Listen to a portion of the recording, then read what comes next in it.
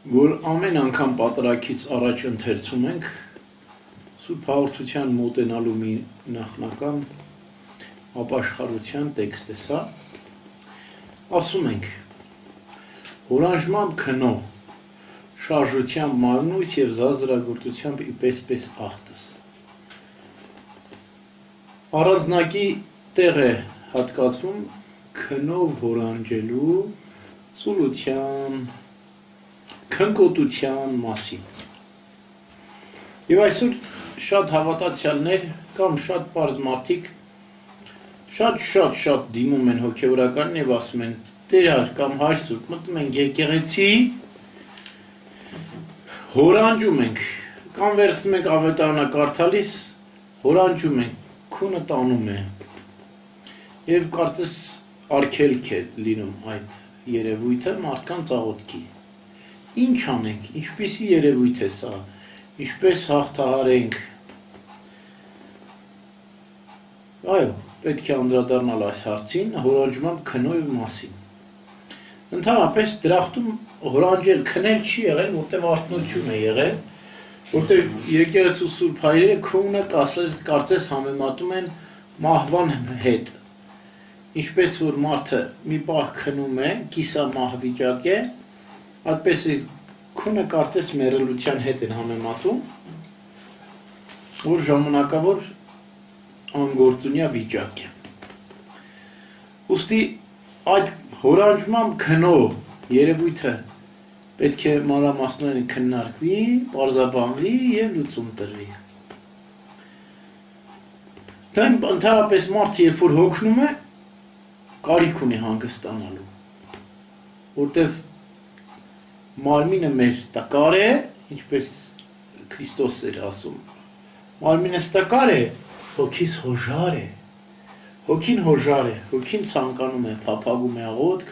փափագում է արթնություն, փափագում է Աստծո խոսքը, փափագում է Տիրոջ ներկայությունը, իսկ մարմինը փափագում է հանգստանալ, ուտել, զվարճանալ, ուրախություններ, ի վերջո մարդու միտքը կոչված է հոգու մարմնի այս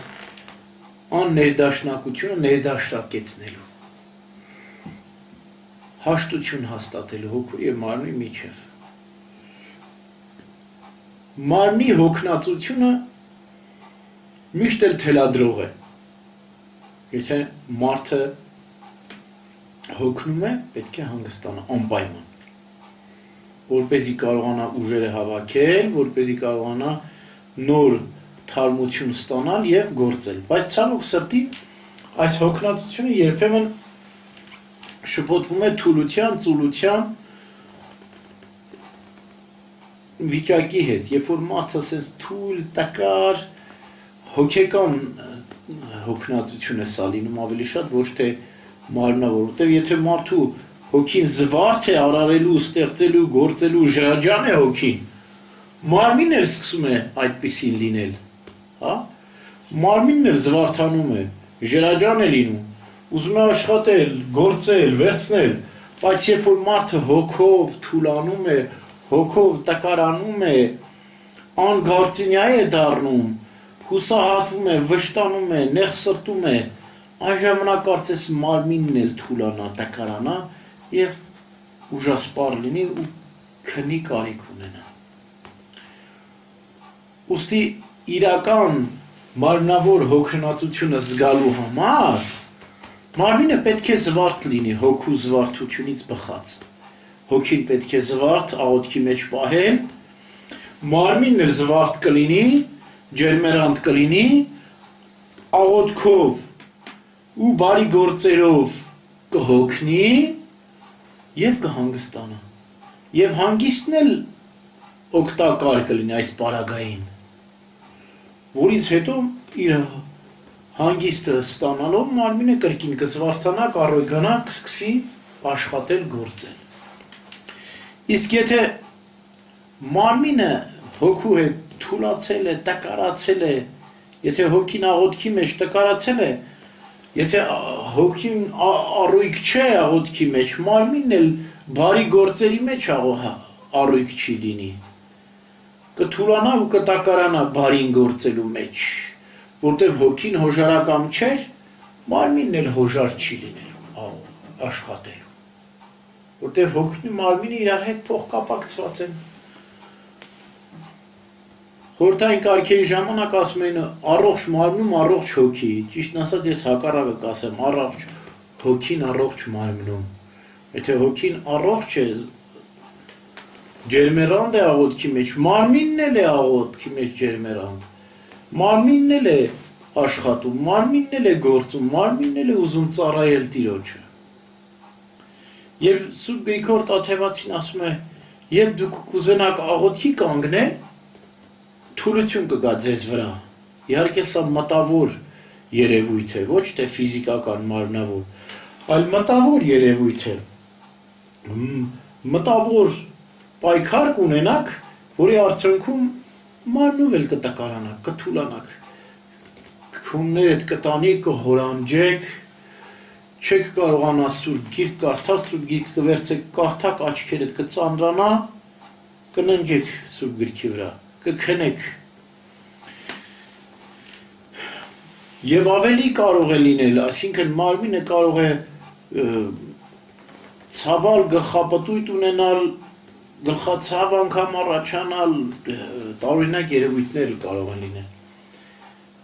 որպեսզի մենք աղոթքի չկանգնենք, բայց մենք պետք է արհամարենք այս երևույթները, հասկանանք, որ սա իրական չեն, այլ կեղծ են եւ հարատևենք աղոթքի մեջ, հատկապես այսօր ժողովուրդը շատ է նշում, որ մենք մտնում ենք եկեղեցի, սկսում ենք հորանջել, կամ Սուրբ Գիրք կարդալիս սկսում ենք հորանջել, քունները ստանում է եւ այսպես։ Ուստի պետք է հաղթահարենք այդ քուն աղոթքով։ Երբեք չտրվենք այս կեղծ քնին։ Մենք պետք է զգանք, հասկանանք իրական հոգնությունը որն է, կեղծ այդ հոգնությունը որն է, այսինքն երբ որ մարդը ուղղակի ծուլացել է, ուղղակի թուլացել է, ոչ թե հոգնած է, այլ անգործունյա է, այլ ծուլ է, այլ հույլ է։ Ուրեմն, երբ որ վերցնում ենք աղոթքի, պետք է նախ կանգնած կամ նստած աղոթենք Սուրբ Գիրքը։ Պառկած աղոթելու պարագային բնականաբար քունը պետք է տանի եւ պետք է քնենք, էլ ինչ աղոթ, քնած ժամանակ ինչ աղոթ։ Երկու վանական ուզում են աղոթք անել, ասում են դե այս անգամ չգնանք եկեղեցի, պառկած աղոթք անենք։ Ու պարկած հորանջելով սաղմոս են ասում, այն ժամանակ մի գաշճահոտություն են լսվում այդ սենյակում, որտեղ վանականներն են, սատանան երևում է նրանց ասում է, այդ ձեր աղոթքի համապատասխան խնկարկությունն է սա, քնած ժամանակ աղոթում եք կիսակում և ձեր խնկարկությունն էլ գաշճահոտությունն է, այսպիսի աղոթքին այսպիսի խնկարկություն է վայել, այսպես է ասում չարը, ցույց տալու համար, թե կիսաքուն, կիսարթուն վիճակում աղոթքը ընդունելի չէ, ոչ դուք եք որևէ բան հասկանում եւ անպտուղ է, անօգուտ է լինում աղոթքը։ Ուրեմն մենք պետք է հաղթահարենք քունը, պետք է հաղթահարենք քունը, որպեսզի կարողանանք պտղաբեր աղոթք անել։ Վերցնում ես գիրքը, նինջ եկավ տեղում, առանց պարկելու, ննջիր, արթնացիր, շարունակիր աղոթքը։ Կարող է մի քանի անգամ գա այդ քունը, մի քանի անգամ հաղթահարիր քունը եւ աղոթիր եւ իմացիր, որ վերջնական երբ որ հաղթահարես քունը, այս կեղծ քունը կամ կեղծ նինջը, այն ժամանակ քաղցրանալու է հոգիդ։ Բայց եթե պարտվես քնից ու ամեն անգամ երբ Սուրբ Գիրք վերցնես աղոթելիս գնաս պարկես քնես, այն ժամանակ ոչ քունդ է քուն լինելու, ոչ էլ աղոթքդ է աղոթք լինելու։ Ուրեմն այս քնկոտությունը հաղթահարելու համար նախ հոգու զվարթություն, հոգու արիություն է պետք եւ երկրորդ նաեւ մարմնի ջերմերանդություն։ Մենք պետք է որոշակի ֆիզիկական աշխատանք կատարենք, որպեսզի զգանք մեր մարմնի կարողությունները։ Եթե մարմինը չի աշխատում, եթե մարմինը ջերմերանդ չէ, ապա թույլ ու տկար է, իր կարողությունները չի զգում, իր կարողությունը կարծես փոքրանում է, նեղանում է, այսքանը կարող եմ անել, դե մի քիչ աշխատեցի գնամ հանգստանամ, այսինքն ժամերով հեռուստացույցի առջև նստելով դա աշխատանք ենք համարում և կարող է ժամերով հեռուստացույցի առջև նստենք, բայց մի րոպե աղոթք չանենք և այդ ժամանակ չենք քնում, երբ որ հեռուստացույցի առջև, որտև այդ ժամանակ լարված ենք, որտև այդ ժամանակ իբրև թե մեր հետաքրքիր բանն է, իսկ Սուրբ Գիրքը անհետաքրքիր է դառնում մեզ համար։ Եկեղեցու Սուրբ Հայրերի գրվածքները անհետաքրքիր են, իսկ հեռուստացույցը հետաքրքիր է, այդ պատճառով չենք քնում հեռուստացույց նայելիս։ Զվարթ ենք, բայց երբ որ վերցնում ենք աղոթք անելու Սուրբ Գիրքը, 5 րոպե չենք դիմանում, քնում ենք։ Ուրեմն պետք է հաղթահարենք հորանջմամբ, քնով, շարժությամբ, մարմնից։ Այսինքն այդ քնի հորանջումը պետք է մենք հաղթահարենք։ Իսկ եկեղեցում տեղ ունեցած այդ երևույթը, երբ որ մտնում ենք եկեղեցի, հորանջում ենք, սա ուղղակի թեթև ինչ-որ մի բան է, դրա շատ ուշադրություն չպետք է դարձնենք, ուղղակի նույն խորհուրդով, նույն կերպ պետք է գնանք մեր աղոթքն անենք։ Այսինքն որևէ նշան կամ որևէ մարգարեություն չէ, որ հորանջեցինք, ուրեմն մի բան կլինի, չէ, կամ քուններս տարած ոչ մի բան էլ չի լինի, ուղղակի երևույթ է, որ պիտի հաղթահարվի, վերանա, գնա։ Ոչ մի նշան չէ, վայ մտանք եկեղեցի էլի հորանջեցինք, կլինի։ Շատ ուշադրություն մի դարձրեք, ուղղակի փոքրիկ ներշնչանք կա այստեղ, որ արդեն մենք տրամադրված ենք մտնում եկեղեցի, որ հիմա պետք է հորանջենք, չէ, հակառակը տրամադրվենք, չպետք է հորանջենք և վերջ։ Պետք է աղոթք անենք, պետք է ջերմերան լինենք, պետք է երկրպագենք, պետք է խաչակնքվենք,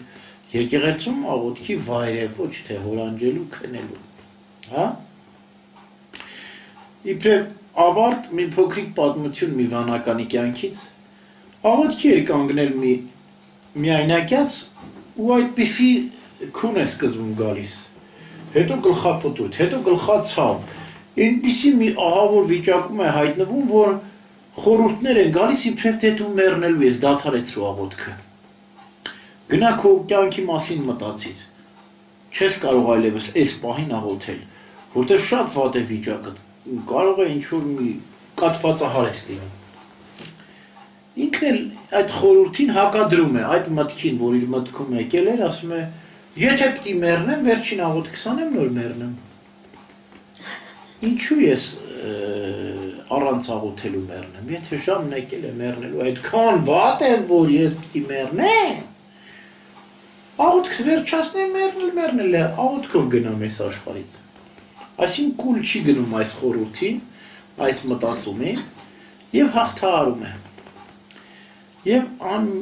անմիջապես անցնում է այդ ամբողջ այդ թուլությունը, տակարությունը, գլխապտույտը, կաթվածահար լինելու վտանգը վերանում է, ամբողջովին։ Խաղաղում է, ասում է, ուրեմն դա սա չարի փորձությունն էր, որ ես հաղթահարեցի և ավելի ջերմերան աղոթքի անեմ։ Ուստի ջերմերան աղոթելու համար պետք է հաղթահարել թուլությունն ու տկարությունը, հորանջումն ու քունը, որպեսզի զվարթ լինենք, մեր ամբողջ կյանքում ուրախ լինենք։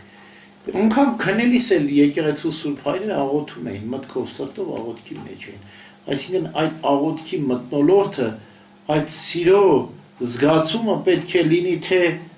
արթուն և թե քնած վիճակում։ Ամեն։